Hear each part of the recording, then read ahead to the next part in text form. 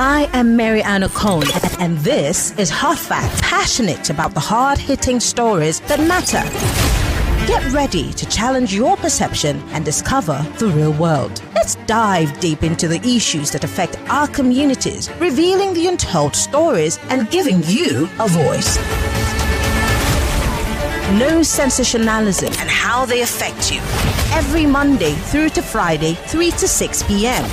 This will be your most authentic news experience starting now on 99.3 Nigeria Info. Let's talk. 6 minutes gone past the 3 o'clock hour, welcoming you officially to the nation's #1 talk news and sports radio station. We're broadcasting live from our audiovisual studios right here in Intermediate Crescent, Victoria Island, Lagos. I'm Maryann Okon, and this is Hard Facts. Well, this is an abridged version of the show. As you all know, the Beg to Differ student debate will come up on the 4 o'clock hour. But for the first hour, it's been a very busy, interesting weekend. This would have been, a whole... if we had 4 hours or 3 hours, would be having the big weekend. But let's sink our teeth into the conversation a bit more. Joyce talked to you about the conversation that's all over the place, of course, talking about the Senate president and the debacle between he and another senator from the People's Democratic Party, Senator Natasha Akpoti. Now, let's not also forget that what was at the core of this was a seat reassignment that obviously has spiraled into what it is today.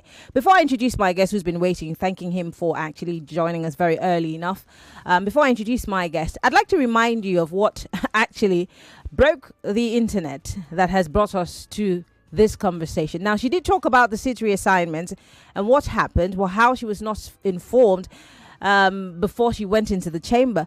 But of course, we've also seen several people come out to say, well, they've had their seats reassigned several times. It's not a big deal. But then she reveals what she thinks is at the core of the outburst that we saw on national television. In case you're just joining us, we're live, facebook.com/Nigeria Info. We're live on YouTube, Nigeria Info FM. You can join the conversation if you're listening to us from anywhere in the world. Download the Nigeria Info FM mobile application. That way, you're not left out of the conversation. My guest is the former spokesperson for the People's Democratic Party, Kola Ologbondiyan. He joins us via Zoom this afternoon. Mr. Ologbondiyan, thank you so much for joining us and good afternoon. Thank you very much, Maryann. Good afternoon. Great. And thank you, Nigerians. I know that just like every Nigerian who watched that interview, I don't know if you did watch it or then you later saw it. Of course, it was alarming in different dimensions for you. But as a member of the People's Democratic Party, as one of the two, I think, if I'm not mistaken, female senators in the People's Democratic Party, this should concern you.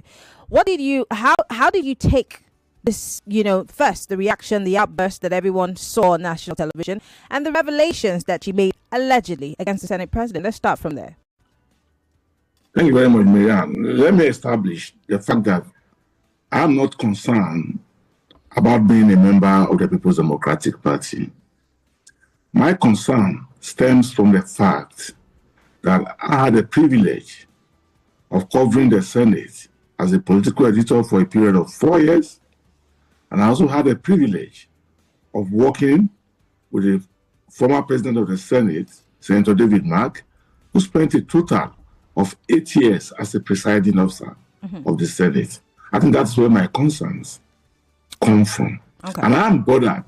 I'm stressed that the third leg of governance, the legislature, is being dragged. I'm worried that the image of the Senate has been dragged to the mud. And I think it should concern every Nigerian because that is the bastion of our democracy. Without the legislative arm, there is certainly no democracy. And I'm worried that tenure after tenure, rather than build the image of the Senate to an enviable level, they keep having issues with the National Assembly. Unfortunately, this time with the Senate, by allegations that are confounding, that are denigrating, and are very disturbing. I think that is the concern that every Nigerian should look at. I like how you laid that foundation, because, you know, people are talking about it from whether it's an emotional outburst, whether it's a personal issue. You heard what the spokesperson for the Senate has said, that these are not matters that concern the Senate per se, and the issues should be, you know, resolved personally. But this is not the first time that we're seeing the Senate president, you know, in the news for all of the wrong reasons. In the recent past, we've seen him also apologize to the women on the floor of the Senate. And as you have said, this is a major concern for which the Senate or the legislature is being ridiculed in some way. Why do you think that this did not happen under the Saraki-led Senate? Why did it not happen under several other Senate presidents? Why is it happening here? It's making it about Natasha, talking about issue of accusations against the Senate president, high-handedness, etc., etc. Why do you think that is more consistent with this Senate presidency? I think so, Maryann, because it borders on discretion, it borders on maturity, it borders on the understanding of the nuances of the floor and of the parliament. It also borders on the ability and the capacity of the presiding officers to apply the rule as at when due. Once a presiding officer does not have a mastery of these levels, he will have difficulty in managing the floor, whether in the Senate, in the House of Rep, or in the state assemblies. There are basic levels, there are basic understanding which a presiding officer must possess in order to be able to manage the floor or to manage that institution. And I think that more than ever before, I think this is lacking in the present leadership of the Senate. Unfortunately, you don't even get that much from the Speaker of the House of Representatives. It is from the presiding officer of the Senate who expectedly should have a display of more maturity, a display of discretion, a display of being mindful about how you speak, what you say, and where you say them. I think these are the challenges. But talking about the issue concerning the alleged harassment or sexual harassment, or whatever you put it, I think that is taking the issue of the parliament beyond the expected. It's very worrisome. How do you mean? I want you to explain further, because you started by saying that there are certain things that the Senate president should possess. Are you saying that this Senate president doesn't possess those characteristics? You don't think that he has the decorum, the demeanor, and the responsibility of a Senate president? Is that what you're saying? If he does have them, he hasn't displayed them. And I'm being honest and I'm being responsible in what I'm saying. If he does have them, he has not displayed them. Okay, take for instance, the issue of allocation of seats, which became an issue between the Senate president and Senator Natasha Akpoti. I believe that this could have been better managed, going by experience and watching other Senate presidents on the floor. It could have been better managed because you are the presiding officer. If a senator is not sitting on his allocated seat and is trying to apply whatever order, yes, it is within your duty to say, distinguished senator, go and take your allocated seat and present your motion, present your order, whatever you want to present. Assuming that that senator at that point turned the issue or attempted to turn the issue against the Senate president. Senators are supposed to listen to their presiding officers in silence. And the presiding officers, from what I've seen from experience, will also listen to their senators in silence. It is not a marketplace. The parliament is not a marketplace where both the presiding officer and the senator will be speaking all together at the same time. That is one mismanagement that I've noticed, and which I believe that an experienced parliamentarian who has assumed the position of a presiding officer will have better managed that situation. From the interview that we saw, Natasha Akpoti, Senator Akpoti there, did say that she was told by the minority leader that she should kindly take the seat that was newly assigned to her because this was, in her words, a trap and she should not fall for it. But if she knew it was a trap, why did she go ahead and fall for it? This is a question that I've been thinking about. I mean, if she had known that this was something, if someone had told her, give her a heads up that this was what was going to happen, why didn't she just quietly, move to the seat and then raise a point of order?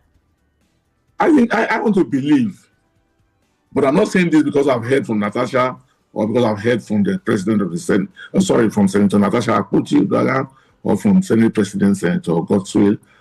I haven't heard from any of them. But what I am saying, by my own understanding of that system, is that even if a trap is set for you, it will not stop you from expressing yourself. That should not stop you from expressing yourself. Every senator, first and foremost, was elected to represent the interest of her people. And no any other senator should stop one senator from expressing her views, her opinions, her stance. However, there are rules guiding the hallowed chamber. And those rules must apply to every senator, irrespective of status. So that the Senate minority leader went to talk to her and said that, this is a, how did you put it? I don't want to use my own word. Was a plot to, a trap. It is a plot, a trap, a setup, whatever it is. Senator Odanasi has the responsibility to express herself. But perhaps in managing her, the Senate president ought to have taken her, not physically, but through his ruling to ensure that she did take her allocated seat.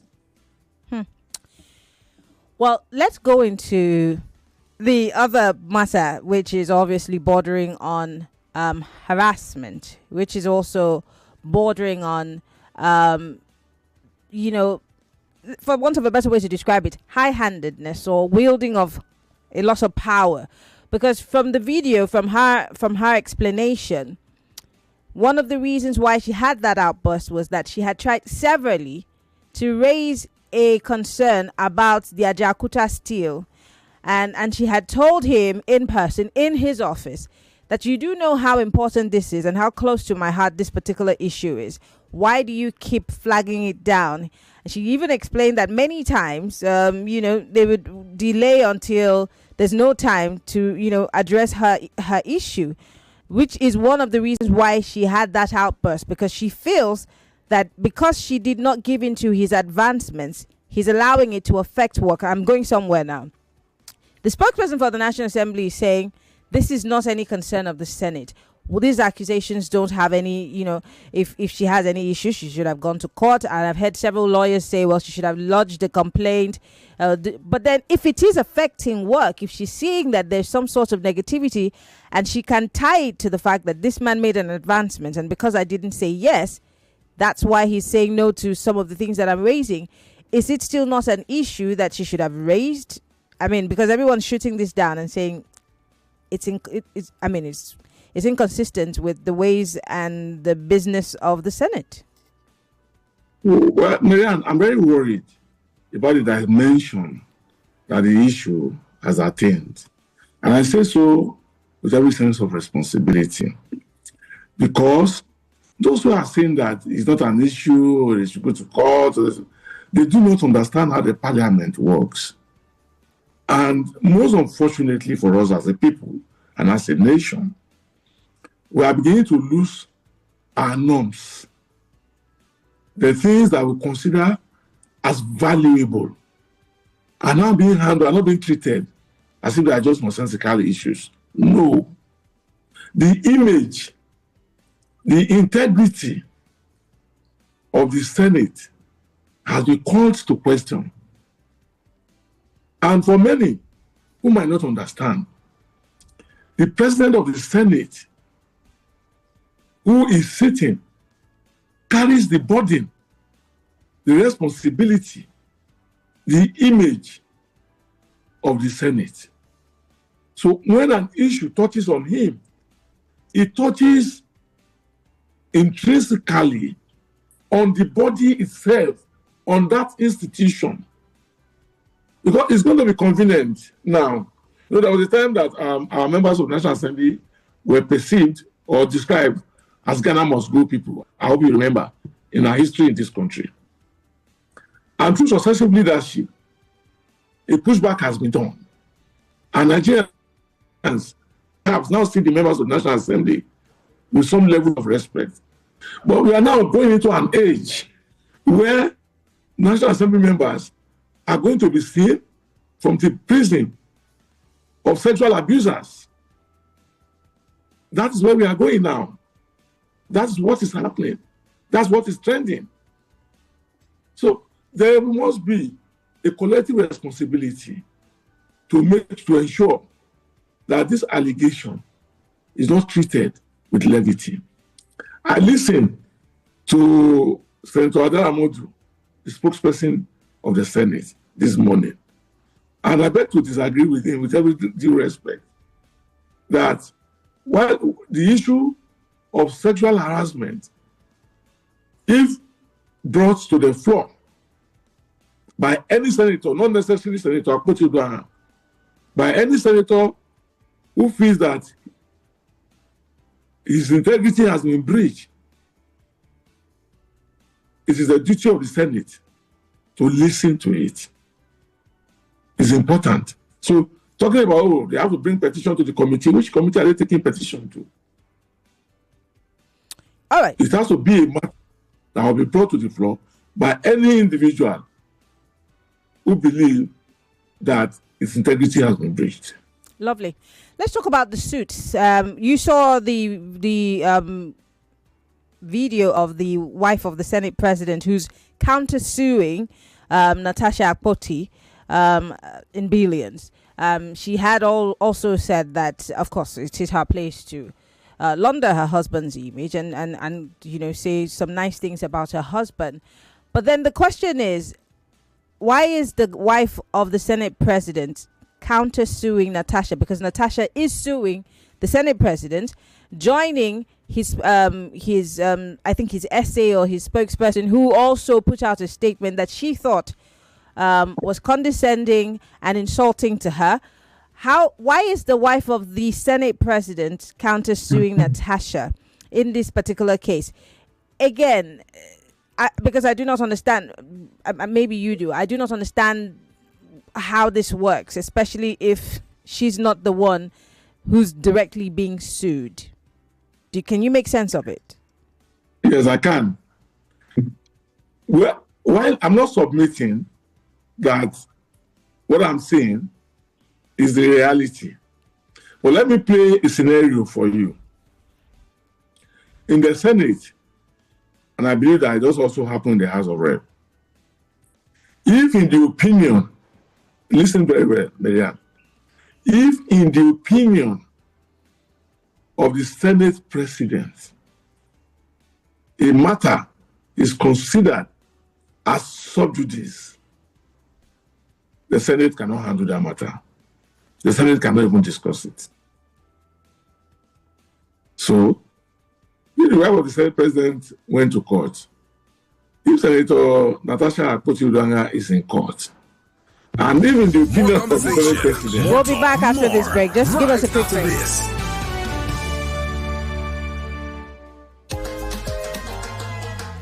How do we make our cooking come alive? Oh, for that taste you me when you like. Oh, I mean you want cook food to impress. Oh,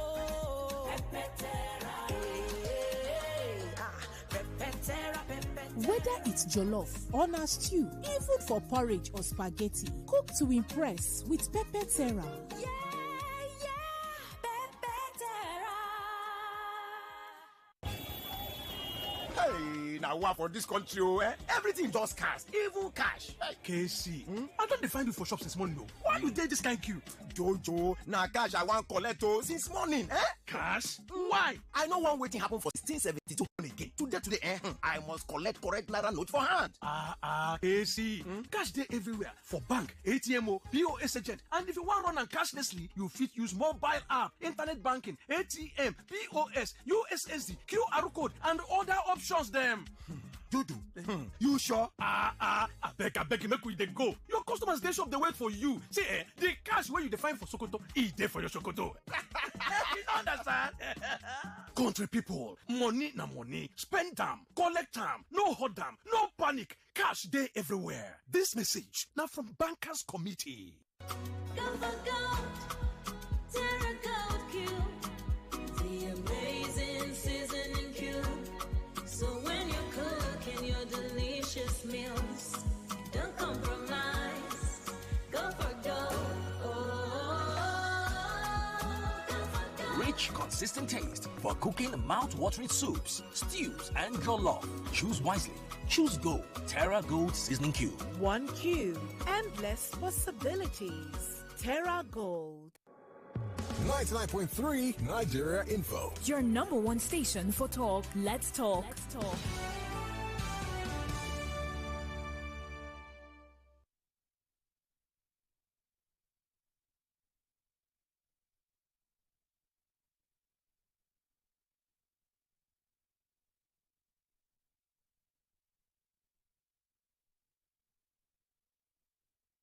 All right, we're back. It's still Hard Facts, 99.3 Nigeria Info. We're still speaking with the former spokesperson for the People's Democratic Party, PDP, Mr. Kola Ologbondiyan. He joins us via Zoom. And before we went on that quick break, Mr. Ologbondiyan, you were talking about a matter that if the Senate considers a particular matter sub judice, that they would never discuss it. So the cases that have been lodged in court, do you think the Senate considers these cases sub judice as opposed to a matter that the disciplinary committee should be attending to? Okay. Before you went into your advert, I was making the point that the rule says that if in the opinion of the Senate President, it's not about the decision of the floor. It is in the opinion of the Senate President. So even in the opinion of the Senate President, somebody says that this matter is sub judice, and I don't think we should take it. If the floor agrees with him, then the matter is put aside. And if you have been following the narrative on the matter, I guess that is responsible for the demand that Senator Akpabio should not be the judge in his own matter, and he should step aside and allow possibly the Deputy President of the Senate to take the matter. So it doesn't appear as if he is the one trying to sweep the issue under the carpet. I also listen to arguments of people who are saying that, the issue is about allocation of seats and accepting the seats that have been allocated. Agreed. That is one leg of the matter.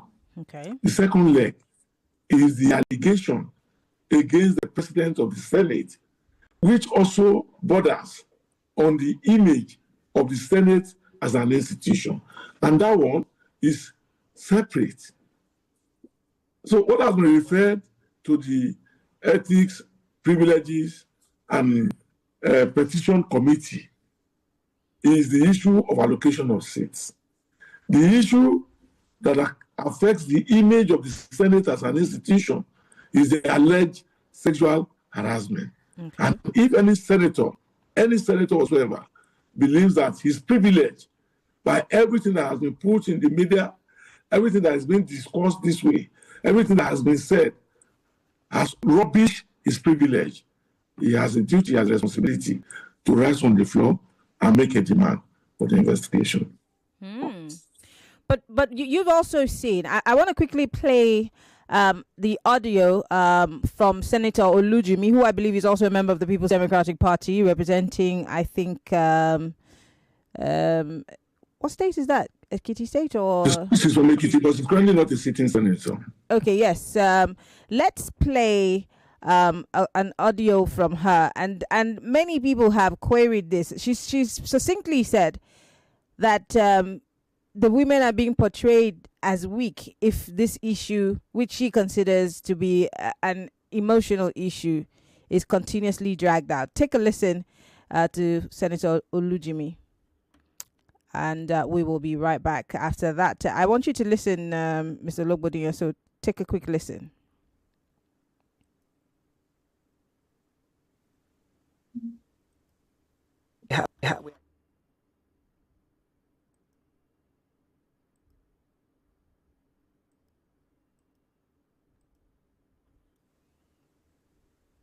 Reiterate that I took over from him as a minority leader, and so I kind of know him, know his wife very well. I know that he jokes a lot. Akpabio, right? Yes. He's fond of making little fun out of everything. Or would you call it unguarded statements? Not unguarded, but he loves to make everything light. And you see, when you do that, you become very vulnerable. So it makes him very vulnerable. I saw what they all went through as men when I was there. They were all victimized by people from outside, and I had to rescue them all of the time. What do you mean victimized? You see, it's difficult to explain what they go through there, and so they make light of every issue. Most of the men there go through a lot themselves. It's not as easy as you see it. They also internalize a lot of things. You find people calling them from outside, putting their wives on the spot, and making different issues out of nothing. And so they also go through that. And I've had to support some of them to even go home to say, no, this can't be true. So they are all very vulnerable. Okay. Now, we don't have all the time, very limited time, but I want to put these two questions across to you. You can manage it in 1.5 minutes or 2 minutes. What's your take on the 103 billion naira suit filed by Akpoti against the Senate President and others? And then secondly, the bill on female gender and sexual violence against women was eventually passed. It eventually passed secondly, but initially it was rejected by some women in the Senate. Talk to us about it. The case in court, I want to appeal to her to please take the case out of court, because you see, we don't want women to look like they're emotionally unstable. We need to also be strong enough to face the men. I mean, going to court against the presiding officer is not on. I know she's hurt, but she needs to handle it in a better way. I think that should get out of court.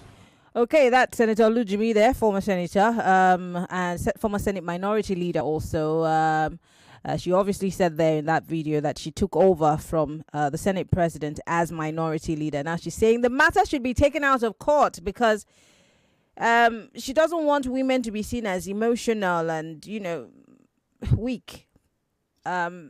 What's your take on Senator Olujimi's perspective? Okay. Is that a summary? Because I didn't really hear. Yes. So she said you cannot take your presiding officer to court. Well, to me, I truly don't understand the aspect of this court matter. But people want to express themselves the way that is best suited for them. But I know that a senator, I don't know whether it's a rule or it's a convention or the practice in the Senate. Senators cannot take the Senate to court, or they're not supposed to take the Senate to court.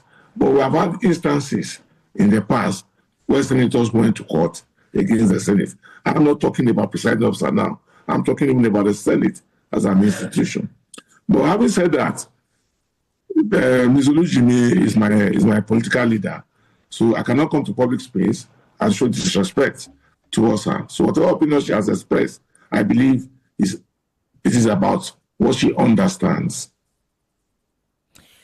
We've seen several outbursts on the floor of the National Assembly. We've seen Jarigbe, we've seen Senator Aline Dume, we've seen several senators have an outburst. How come these men were not said to be emotional or weak, but because it's a woman, if another woman is saying that, oh, you see, because of how she's going about it, it's going to be she might make women to be seen as emotional and weak. I know that you're a man, and generally people we've had to deal with misogyny over time. We still don't have 35% of women represented in positions of leadership, and the few that are there are still victims of all kinds of things. Do you think that she's being excessively emotional with this court case? I think the issue still borders on the managerial capacity of the presiding officer, and I will keep harping on that. The outbursts that you have recalled are also situations in which the presiding officer failed in management. So, and I want to leave it at that. It has got nothing to do with whether it's a man or anything to do with whether it's a woman. That is why, let me add to it, that is why in the procedure, in the practices of the parliament, we have what is called the closed session. And many presiding officers use that a lot. If you foresee a crisis situation coming, you revert back, before you go to plenary, you revert back to closed session to discuss those issues and find solution among your own selves before you go to the public there, before you go into plenary. Mm-hmm. But what you have under this leadership, from my own watching and understanding, is that they prefer to take matters to the public space. And at the end of the day, they fail to manage it until it goes off. So that is it. Okay. So it doesn't have, to me, it has little or nothing to do with whether it's a woman or whether it's a man. I've seen situations in the parliament, the National Assembly, in the Senate, where people have resorted to fist cuff. Mm-hmm. Senators. But like I said, these are the manageable situations. But the issue of a presiding officer being accused by his fellow distinguished colleague that he is harassing her sexually, I don't think it's something that we should talk in. Okay. I think that's all right. I'm going to quickly ask you a few questions because of a breaking story. We've been getting some feelers that this was going to be it, but then now it's a breaking story. TVC Live is showing as, still staying with the parliament, the Lagos State House of Assembly. I'm sure that you have also gotten wind of what's been happening. The ousting of Mudashiru Obasa, the installation of Honorable Miranda. And as we speak right now, she's resigned as Speaker and is being sworn in as Deputy Speaker as Obasa returns as Speaker of the House of Assembly in Lagos State. I'd like to hear your 2 cents on this before I open up the phone lines and let Lagos join the conversation. Well, the situation in Lagos is the reality of Lagos. So let me leave it at No, you can't leave it at that. What do you mean by that? The reality of Lagos? Explain to my listeners. The situation in Lagos is the reality of the climes of Lagos. And it's about the politics of that particular parliament. Don't forget, you must always remember, Maryann, that the parliament is a political environment. So everything that transpires in the political space ordinarily also transpire in the parliament because it's essentially a political space. It's different from the executive, totally different from the executive. So that's why I say that what's happening in the Lagos House of Assembly is a display of the political climate of Lagos State, and I want to leave it at that. I know I'm going to push you further, Why do you think that this is a political climb that should be accepted, that should be, I mean, because something has been happening, does it make it right? The consistency of a thing, does it make it right? Does it make it okay? Maryann, Is it in line with international best practices, especially the fact that we're calling it a democracy? And there are people who would say that this is some sort of a hegemony of sorts, and maybe it's time to break it. But what do you mean by this is, what happens in Lagos? I mean, number one, Maryann, you didn't ask me about the acceptability or otherwise. Now I'm asking you. Number two, Maryann, you have described the situation perfectly in a manner that I don't even need to add a word to it. You have spoken about hegemony. You have spoken about things not being right. You have spoken about things not being in the best practices. I asked the question. I asked if it was right, if it was acceptable. Okay. You haven't answered my question. Is it right? Is it acceptable? Is it in line with best practices? This is what I asked. The House of Assembly has over 30 members, I believe. Mm-hmm. So whatever is acceptable to the over 30 members, where would I be coming from to say it is not acceptable? Whatever is the norm for over 30 members, what would be the essence of what I would say? That it shouldn't. That is not. Sorry, I don't understand. So, what do you mean by it's accept? So, if 30 members of the Lagos State House of Assembly, are they operating without the Constitution? Is it not the same Constitution that serves all the houses of assemblies across the country? You're trying to make it seem like maybe they're using the Constitution of Peru. I'm not understanding. Help me. I'm sure. Perhaps I'm not following the narrative, Maryann. If you had followed the narrative, Obasa came out and said that they have their own rule. And I was not removed according to that rule. But I didn't understand where he was coming from. Because the rule that I know is that it is not the same precondition through which a governor is removed from office that the Speaker of the House or the National Assembly is removed. So, and I believe that if we follow the Constitution has set out how a presiding officer can be removed under the guise or the allegation of gross misconduct. And the Constitution did not define what that gross misconduct is. So, Maryann, if you are a speaker, instead of using a red lipstick, you chose to use a gold lipstick. Your colleagues can describe it as a misconduct. And if they have the right signature, they can remove you from office. That is it. But Obasa came out and said, I watched him saying that on channels, saying that, oh, no, they didn't follow the rule. All the Southwest states have the same rule. So, but there's no rule that can be superior to the 1999 Constitution as amended. However, like I said, it's in line with the climb that the House of Assembly is operating. So let's leave them to it. Wow. Lagos, join the conversations. Breaking story. Miranda resigns as Speaker of the Lagos State House of Assembly, re-elected as Deputy Speaker. And we hear that the former Speaker, who's now going to be sworn in again as Speaker, is on his way. Well, join the conversation. We're still talking about the Senate, the upper chamber, and the debacle between the Senate President and, of course, Senator Natasha Akpoti. And Mr. Kola Ologbondiyan has been giving us his thoughts on how these things have played out. And he's saying that the presiding officer, to put it in a simpler way, the presiding officer, or the responsibility lies with the presiding officer.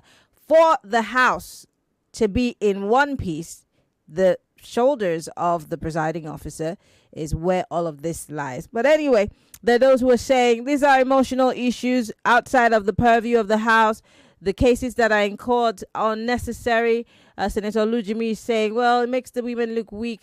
What are your thoughts? Let's not forget, former Senator Bukola Saraki has spoken on this issue.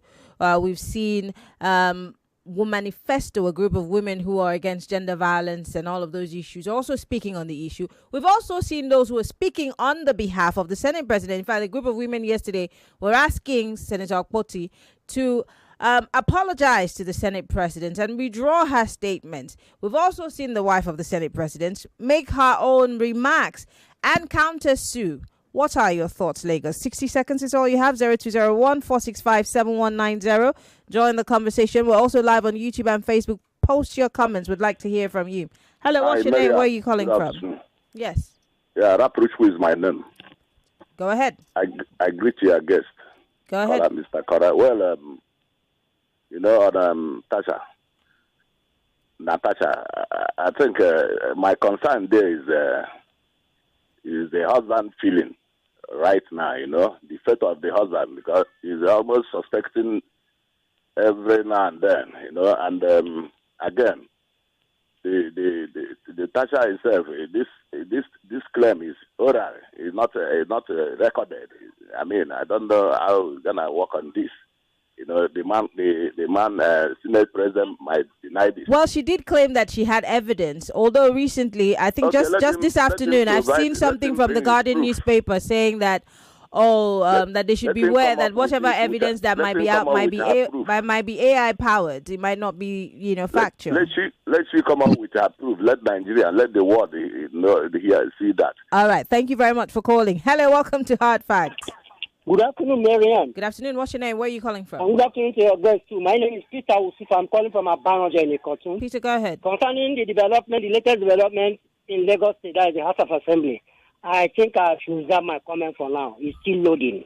Then concerning Senator Natasha, I think your guest should be well guided, because when he said that the president should have at least stepped aside for that sexual harassment petition to be very well heard.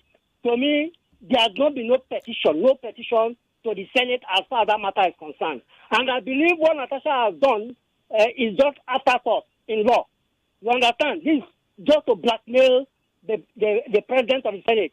She's diverting the attention of many Nigerians from her misbehavior on the floor of the National Assembly to a different thing called sex harassment, which is very wrong.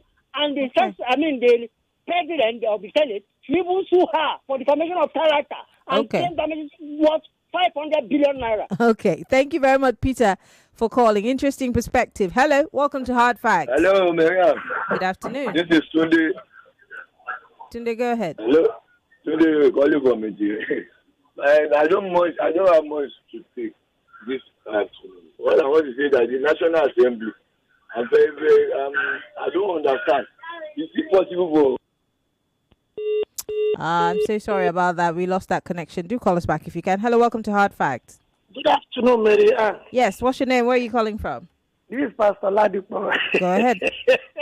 You see, Nigerian democracy is becoming a theater of drama.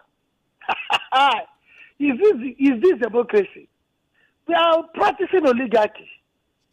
So when Baba Sokpe and Baba Sokpe did not stand, that is when we'll start practicing democracy. See what is happening in Lagos. I told you that time, and I said it that time, that this thing will still be. Now for Natasha, somebody is saying that he's trying to divert attention. He's not diverting any attention. Let me tell you, Maryann, when Monica Lewinsky accuses Bill Clinton, he didn't step aside, but they set up a panel. He did not investigate the matter.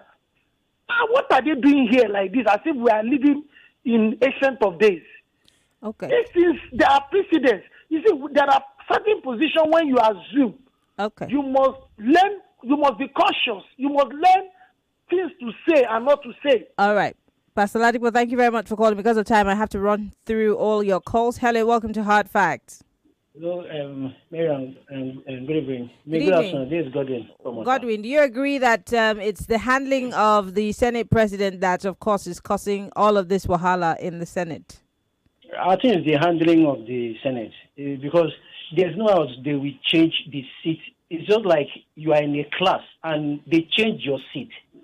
When you come in, they will have to tell you where you are supposed to sit. She wasn't informed when she come in. So I believe that they didn't handle it well.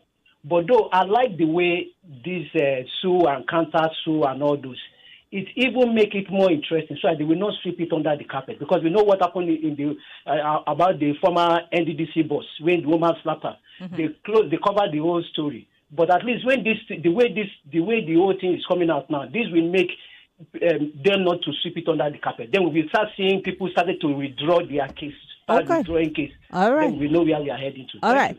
But who's to say that, anything will be done about it? Because, of course, the spokesperson for the Senate has come out to say that this one does not concern the Senate. So who's to say that this will not be swept under the carpet? Yes, they're counter-suing and they're suing, but where will it go? I mean, again, looking at the judicial system in the country, is there anything that we can hold our hope for here? Hello. Yeah, hello. Good evening, Maryann. Good evening. What's your name? Where are you calling from? We have Emmanuel on the line calling from Ekwe. Go ahead, Emmanuel. Yeah, for those protesting that Natasha Akpoti should apologize, is it that she should apologize for somebody toasting her? Because I don't really understand. The one of the most legitimate, lucrative. But toasting somebody, is it a crime? Maryann, I have been seeing protests and counter protests.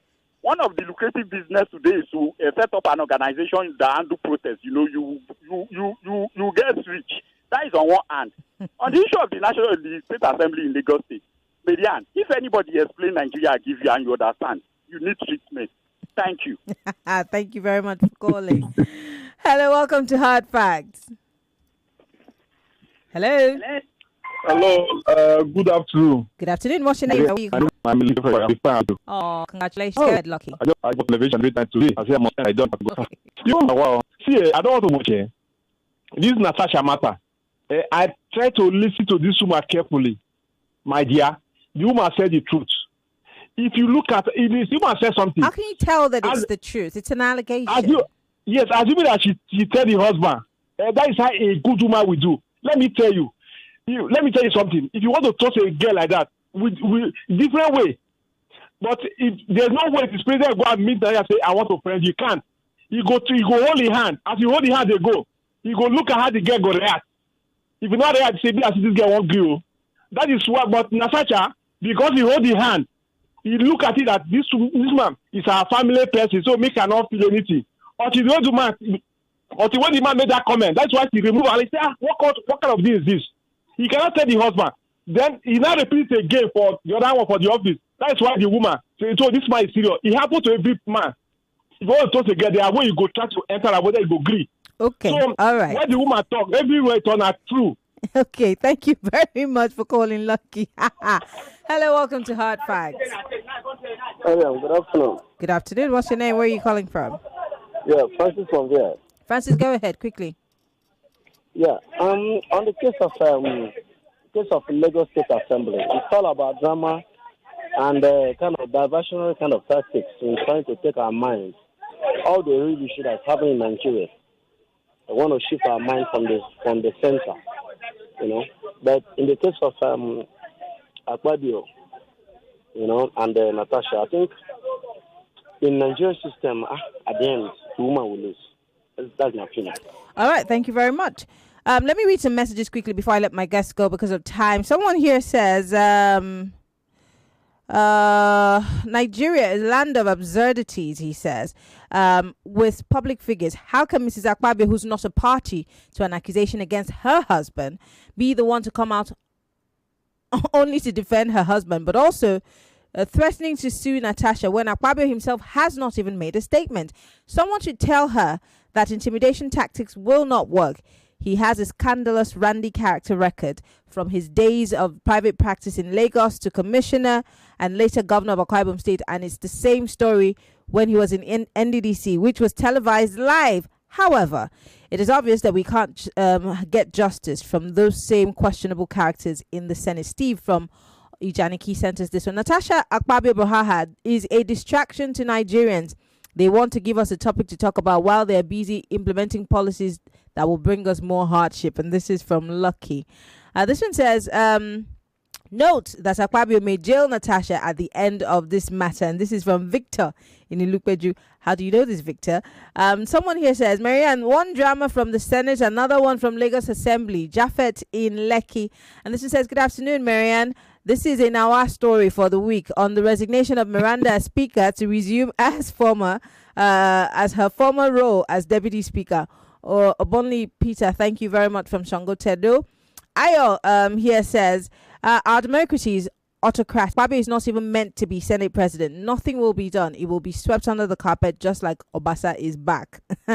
Edwin here says, I think the issue of Natasha versus Akpabio should interest every well-meaning Nigerian. Or if your wife or daughter is being harassed or denied of her rights for not giving in, how would you feel? Let things be done right. Okay. And this one here says, my issue with Natasha is that why does she always use sexual harassment as a defensive weapon whenever she has issues with people? The same case was used against Yaya Bello, Dino Malai, Rino Omokri, Smart, etc. Is she not harassing men seductively to hey wahala? How did she marry Udwanhan, who was a married man before? Samuel Nikeja. Interesting. And Peter here from Anthony says, remember the issue between Natasha and Yaya Bello. I don't know why immoral men will not let beautiful women rest. That's another angle. Coming back now, because I have just about 2 minutes to let my guests go. Back to you, Mr. Ologbondiyan. I can't let you go without asking this question. As much as everyone is talking about the other issues that are happening, the breaking stories, what's going on in the PDP? Will the PDP survive before 2027? The answer is blowing in the winds. How do you mean? The answer, my friend, is blowing in the winds. Are you still a member of the PDP? As at this moment, yes.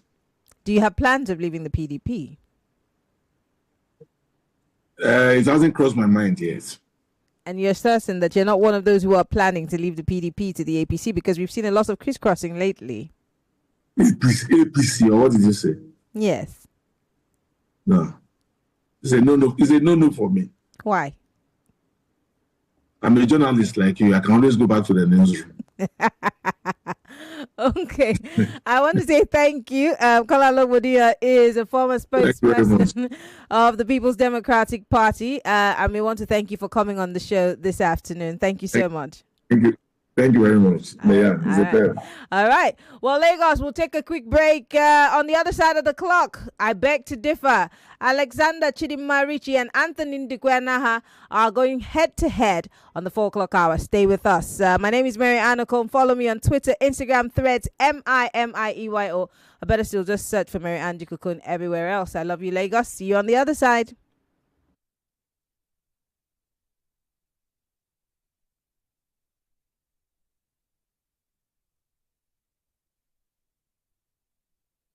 .3 Nigeria Info. We are more than just radio. Subscribe to our YouTube channel at Nigeria Info FM. Check us out on Facebook at Nigeria Info 99.3. Follow us on Twitter at Nigeria Info and on Instagram at Nigeria Info FM Lagos for live updates as it happens. 99.3 Nigeria Info. Let's talk.